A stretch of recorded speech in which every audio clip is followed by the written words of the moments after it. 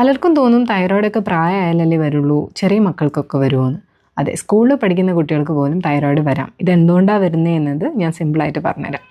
Number 1, junk ഫുഡും packaged ഫുഡും. നമ്മൾ അധികമായിട്ട് സ്നാക്കിങ്ങിന് കൊടുക്കുന്നത് ഇതുപോലത്തെ കാര്യങ്ങളാണ്. ഇത് ഹോർമോൺസിനെ ബാലൻസ്ഡ് അല്ലാതെയാക്കും. നമ്പർ 2 എന്ന് പറയുന്നത് സ്ക്രീൻ ടൈമാണ്. ഫിസിക്കൽ ആക്ടിവിറ്റിയേക്കാൾ കൂടുതലും കുട്ടികളിപ്പോൾ സ്ക്രീനിലാണ് ഉള്ളത്. ഇത് ശരീരത്തിൻ്റെ മെറ്റബോളിസം ഭയങ്കര സ്ലോ ആക്കും.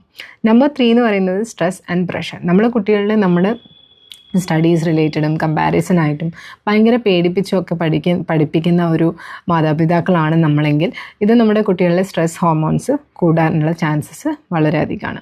നമ്പർ 4 എന്ന് പറയുന്നത് സമയത്തിന് ഉറങ്ങാതിരിക്കുക, അല്ലെങ്കിൽ ഇറഗുലർ സ്ലീപ്പ് പാറ്റേൺസ് ഒക്കെ ഉള്ള കുട്ടികളാണെങ്കിൽ അതിനും ഇത് ഹോർമോൺസിനെ ബാധിക്കും.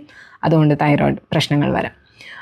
നമ്പർ 5 എന്ന് പറയുന്നത് നമ്മുടെ ദഹനം അല്ലെങ്കിൽ ഗട്ട് ഹെൽത്ത് എന്നൊക്കെ പറയും. ദഹനമല്ല ഗട്ട് ഹെൽത്ത്, പക്ഷേ പ്രോപ്പറായിട്ടുള്ള ഫുഡൊക്കെ കഴിക്കാണ്ടിരിക്കും നമ്മുടെ ഗട്ട് ഹെൽത്തിനെ അത് ബാധിക്കും. ഈ സ്ട്രെസ്സും സ്ലീപ്പും എല്ലാം ഭയങ്കര ഇംബാലൻസ്ഡ് ആണെങ്കിൽ അത് ഗട്ട് ഹെൽത്തിനെ ബാധിക്കുകയും അതിൻ്റെ കൂടെ തന്നെ ന്യൂട്രീഷൻ പരമായിട്ട് നമുക്ക് ഡെഫിഷ്യൻസീസ് വരികയും ചെയ്യും. പ്രത്യേകിച്ചും പറയുകയാണെങ്കിൽ അയൺ, സെലേനിയം പോലുള്ള മിനറൽസിൻ്റെ കുറവാണ്. അതാണെങ്കിൽ അത് തൈറോയിഡിനെ വല്ലാതെ ബാധിക്കും.